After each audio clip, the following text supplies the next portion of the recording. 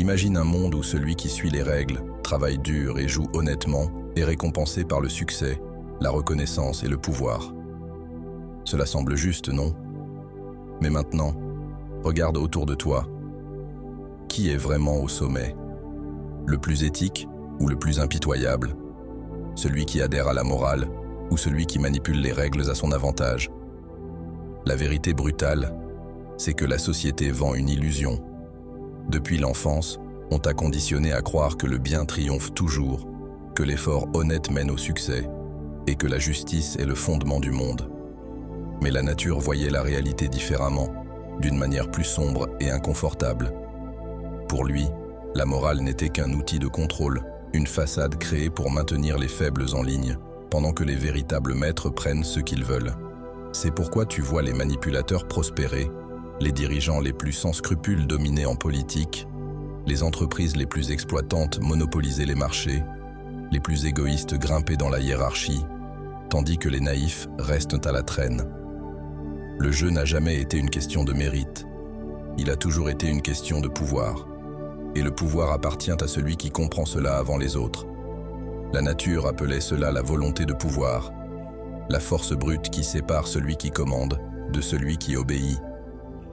Mais la plupart des gens ne se réveillent jamais face à cette vérité. Ils préfèrent croire au mensonge confortable que la justice finit toujours par prévaloir. Y crois-tu aussi? Ou es-tu prêt à voir la réalité nue et crue? Car après cette vidéo, tu ne verras plus jamais le monde de la même manière. Depuis ta naissance, on t'a appris que le monde est gouverné par la justice, que si tu travailles dur, que tu es une bonne personne et que tu agis correctement, le succès sera inévitable. Mais arrête-toi et réfléchis. Cela reflète-t-il vraiment la réalité? Qui est au sommet?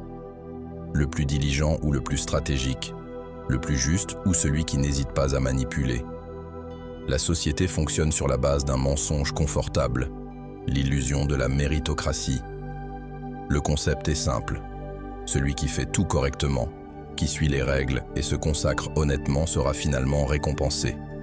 Mais la nature voyait cette croyance comme une illusion conçue pour garder les faibles dociles et les puissants au contrôle.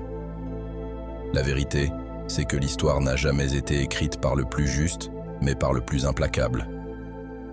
Pense aux plus grands empires de l'humanité.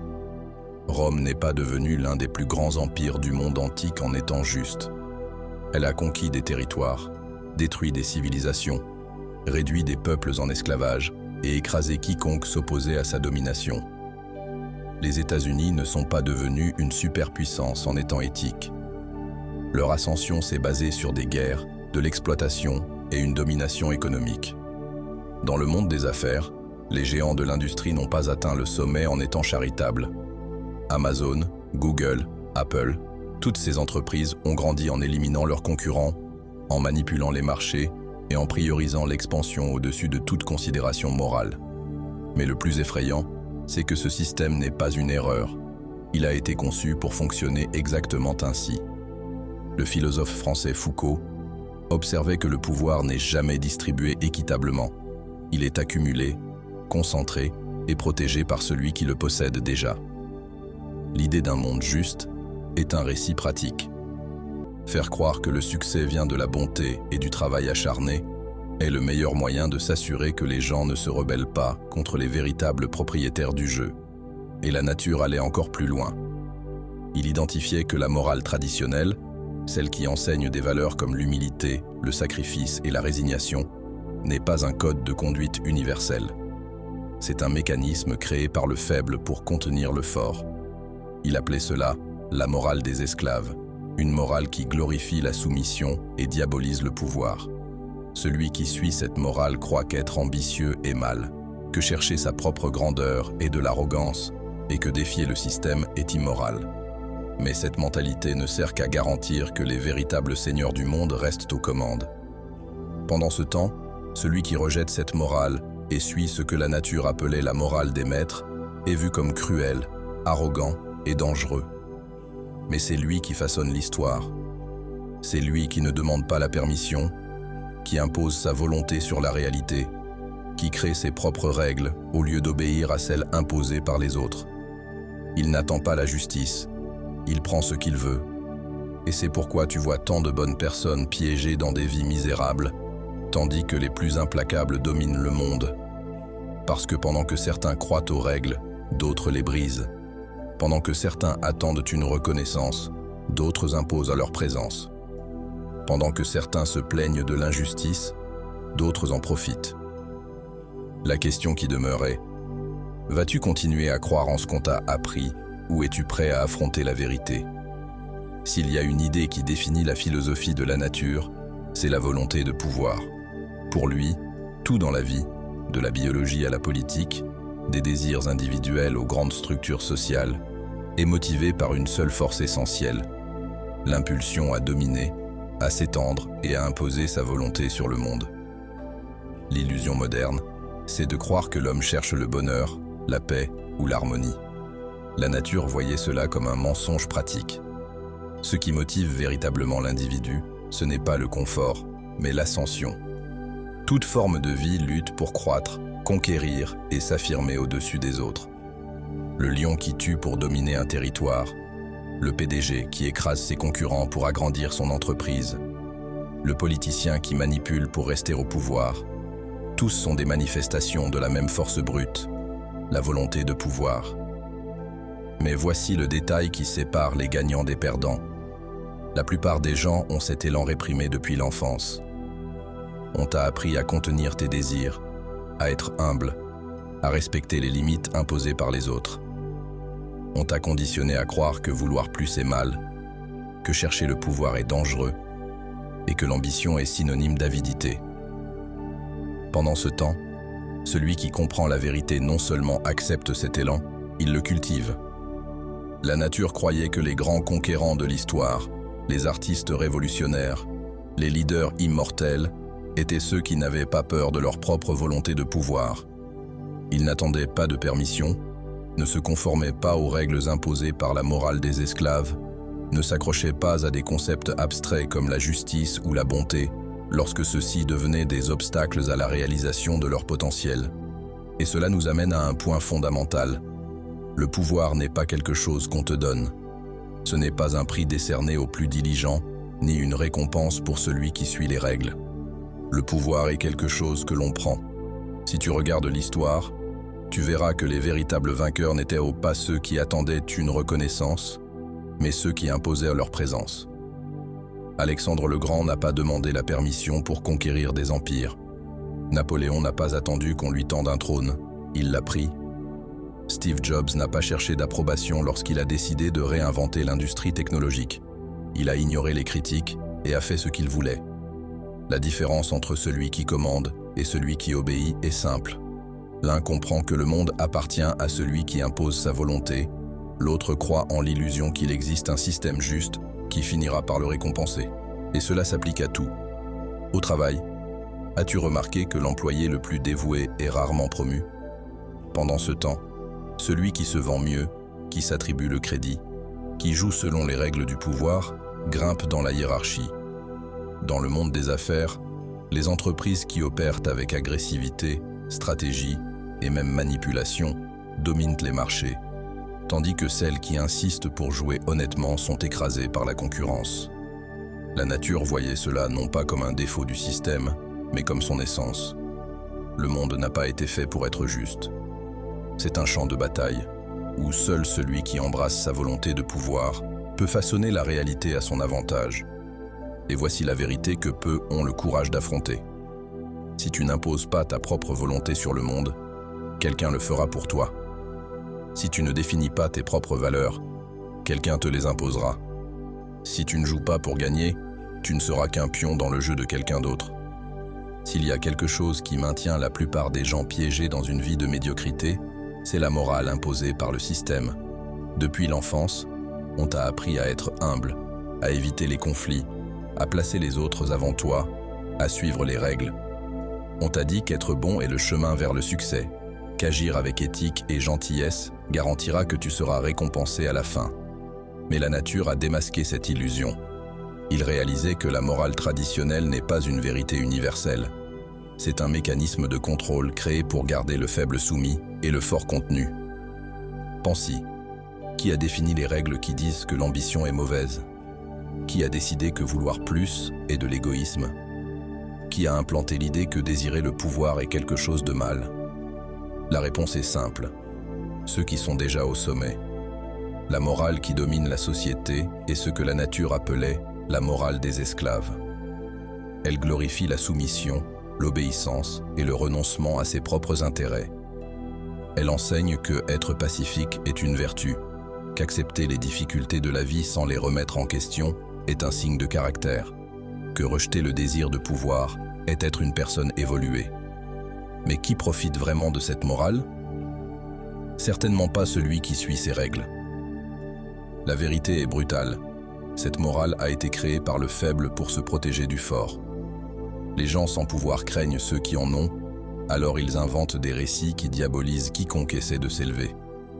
Les chefs religieux ont prêché pendant des siècles que l'humilité est une vertu, que le sacrifice est noble, qu'accepter ta souffrance en silence te rendra digne. Pendant ce temps, eux-mêmes vivent dans le luxe et contrôlent des millions d'esprits. Les gouvernements prêchent la justice et l'égalité, mais ils sont les premiers à manipuler les lois pour s'assurer de rester au pouvoir. La nature opposait cette mentalité à la morale des maîtres, la morale du fort, de celui qui façonne le monde, de celui qui n'a pas peur d'embrasser ses désirs. Pour celui qui suit cette morale, l'ambition n'est pas quelque chose à réprimer, c'est un carburant. Le désir de croître et de dominer n'est pas quelque chose de honteux, c'est l'essence de la vie. Il ne vit pas pour plaire aux autres, mais pour étendre son propre pouvoir. Maintenant, regarde l'histoire et vois qui étaient les grands noms qui ont changé le monde. Étaient-ce ceux qui se résignaient aux règles imposées par la société ou ceux qui avaient le courage de tout défier? Jules César n'a pas accepté les limitations imposées par le Sénat romain, il les a détruites et est devenu dictateur. Napoléon n'a pas accepté sa position de simple officier de l'armée, il a saisi le pouvoir et a réécrit l'ordre de l'Europe. Steve Jobs n'a pas accepté que la technologie doive suivre un standard, il a imposé sa vision et a redéfini une industrie entière. Le problème, c'est que lorsque tu n'es immergé dans la morale des esclaves, tu ne réalises même pas à quel point elle limite ta vie. Tu te sens coupable de vouloir plus, tu te sens mal de désirer le pouvoir, tu as peur d'être vu comme arrogant pour te démarquer, parce qu'on t'a toujours dit qu'être bon signifie t'abaisser, te soumettre et te contenter de peu. Mais la nature voyait cela comme une maladie. Il croyait que l'homme devrait chercher son potentiel maximum, qu'il devrait briser les chaînes imposées par cette morale oppressive et embrasser sa véritable nature. S'il y a une faille fatale qui empêche la plupart des gens de gagner du pouvoir, c'est l'incapacité à contrôler leurs émotions. La plupart agissent par impulsion, réagissent instinctivement aux provocations et s'accrochent à des idéaux romantiques sur la façon dont le monde devrait être. Mais la nature voyait cela comme une faiblesse. Pour lui, celui qui maîtrise le jeu du pouvoir est celui qui se contrôle lui-même avant d'essayer de contrôler le monde. Regarde l'histoire. Les hommes les plus influents n'étaient pas les plus justes ni les plus intelligents. Ils étaient les plus stratégiques. Pendant que la plupart s'épuisent à essayer de convaincre les autres qu'ils ont raison, le véritable vainqueur observe, analyse et agit uniquement lorsque l'opportunité est parfaite. Le problème avec la plupart des gens, c'est qu'ils confondent la force avec l'impulsivité. Ils pensent qu'être fort signifie réagir à chaque attaque, répondre à chaque provocation, combattre chaque bataille. Mais c'est exactement ce que fait le faible. Le vrai stratège choisit ses batailles avec soin. Il sait que chaque action doit avoir un but et que gaspiller de l'énergie dans des conflits inutiles est une façon de s'auto-saboter. La nature comprenait que le pouvoir appartient à celui qui sait jouer avec la psychologie humaine. La plupart des gens sont prévisibles. Ils réagissent à la colère par la colère, à la peur par la peur, à la pression par le désespoir. Celui qui maîtrise le jeu du pouvoir fait l'opposé. Il utilise la patience comme une arme, le calme comme un bouclier et le silence comme un outil de contrôle. Veux-tu un exemple? Jules César savait que son ascension dépendait de la loyauté des masses. Alors il utilisait chaque victoire militaire pour renforcer son image de leader imbattable. Il ne perdait pas de temps à argumenter ou à justifier ses actions. Il laissait les résultats parler d'eux-mêmes. Quand ses ennemis l'attaquaient politiquement, il ne réagissait pas impulsivement. Il attendait, gagnait du temps, construisait des alliances, et lorsque le moment opportun arrivait, il détruisait ses adversaires d'un seul coup. Dans le monde moderne, la logique est la même. Les PDG les plus performants ne sont pas ceux qui travaillent le plus dur, mais ceux qui savent quand agir et quand attendre. Les personnes les plus puissantes ne sont pas celles qui créent le plus fort, mais celles qui parlent moins et observent plus. Et c'est l'erreur de la plupart. Dépenser de l'énergie à essayer de prouver quelque chose aux autres. Le véritable pouvoir ne réside pas dans le fait de convaincre les autres que tu es fort, mais dans le fait de leur faire ressentir ta force sans que tu aies à dire quoi que ce soit. La nature voyait cela comme une question de maîtrise personnelle. Celui qui contrôle ses propres émotions contrôle les réactions des autres. Celui qui n'est pas affecté par les insultes, les provocations ou les attaques à l'avantage, car il transforme la frustration de ses adversaires en faiblesse. Et voici la grande leçon. Dans le jeu du pouvoir, celui qui garde la tête froide pendant que les autres s'effondrent, gagne. Pendant que la plupart agissent par impulsion, le véritable maître du jeu attend, observe et frappe au moment précis. Si le pouvoir n'était qu'une question de domination et de stratégie, être impitoyable suffirait à garantir un succès éternel. Mais l'histoire montre que ceux qui s'élèvent au sommet tombent souvent de la manière la plus brutale. Ce qui les a menés à la victoire finit souvent par être la chose même qui les détruit. Et la nature voyait cela comme un cycle inévitable pour ceux qui ne savent pas équilibrer la force et la sagesse. Prends Jules César. Il a conquis Rome avec sa ruse, sa vision et sa capacité à manipuler alliés et ennemis.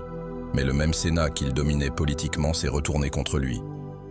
César a été poignardé à mort par ceux qui le soutenaient autrefois, y compris Brutus, qu'il considérait presque comme un fils. Son impitoyabilité et son désir de contrôle absolu ont créé trop d'ennemis, et à la fin, il a tout perdu. Napoléon a suivi le même chemin. Il a pris l'Europe avec une rapidité et une intelligence militaire jamais vues auparavant. Mais son ambition l'a aveuglé.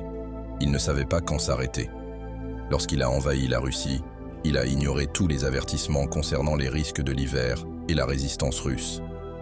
Sa quête insatiable de plus de territoire a conduit à sa chute.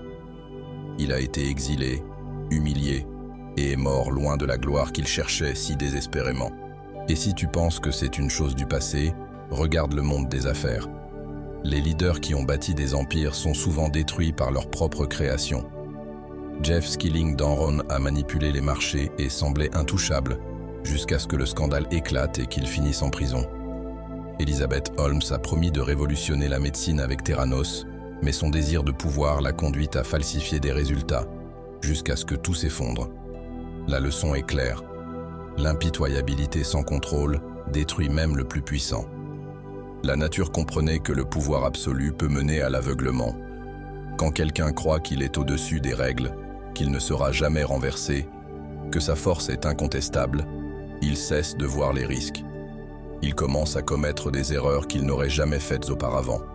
Il sous-estime ses adversaires, crée des ennemis sans s'en rendre compte, et quand il s'en rend enfin compte, il est déjà trop tard. Mais y a-t-il un moyen d'éviter cette chute? Oui, et la nature pointait vers la réponse. L'équilibre. Le véritable maître du pouvoir n'est pas seulement fort, il est sage. Il comprend que gagner n'est que la moitié du jeu. L'autre moitié consiste à savoir quand s'arrêter, quand consolider sa domination au lieu de continuer à s'étendre sans limite, quand éliminer ses ennemis et quand les transformer en alliés. Ceux qui tombent sont ceux qui confondent le pouvoir avec l'invincibilité, ceux qui s'élèvent et continuent de s'élever jusqu'à ce que le poids même de leur arrogance les fasse s'effondrer. À ce stade, une chose devrait être claire. Le monde n'est pas un conte de fées où le plus vertueux gagne. Le pouvoir ne récompense pas la bonté, il récompense l'intelligence stratégique, l'audace et la capacité à jouer selon les règles du jeu, ou plutôt à les réécrire lorsque c'est nécessaire. Mais cela signifie-t-il que tu dois abandonner toute morale, que tu dois devenir un tyran implacable pour te tailler une place? C'est le piège dans lequel beaucoup tombent. Le pouvoir détruit celui qui le traite simplement comme une arme. La nature ne prônait jamais une tyrannie aveugle. Il voyait le pouvoir comme un instrument de transformation, un moyen de forger ton propre chemin sans devenir esclave de la cupidité ou de la destruction. Le véritable vainqueur n'est pas celui qui prend simplement le pouvoir, mais celui qui sait le maintenir. Cela signifie trouver un équilibre entre la stratégie et l'intelligence émotionnelle, savoir quand être impitoyable et quand être généreux de manière calculée, quand attaquer et quand se retirer, quand réduire tes ennemis au silence et quand les rendre utiles. Le problème pour la plupart des gens, c'est qu'ils vivent dans les extrêmes. Certains passent leur vie à être exploités, croyant que le monde récompensera leur bonté. D'autres, en s'éveillant à la réalité du pouvoir, plongent dans un chemin de destruction et de paranoïa jusqu'à devenir victimes de leur propre brutalité. Mais il y a une troisième voie, celle de celui qui comprend le jeu mais ne se laisse pas consumer par lui. La grande vérité est la suivante. Tu peux vivre en croyant en la justice et continuer à être un pion sur l'échiquier de quelqu'un d'autre. Ou tu peux accepter la réalité, apprendre les véritables règles du pouvoir et décider consciemment comment y jouer. Si cette vidéo t'a fait voir la réalité différemment, abonne-toi à la chaîne et commente. Le pouvoir ne se demande pas, il se prend. À bientôt dans la prochaine vidéo.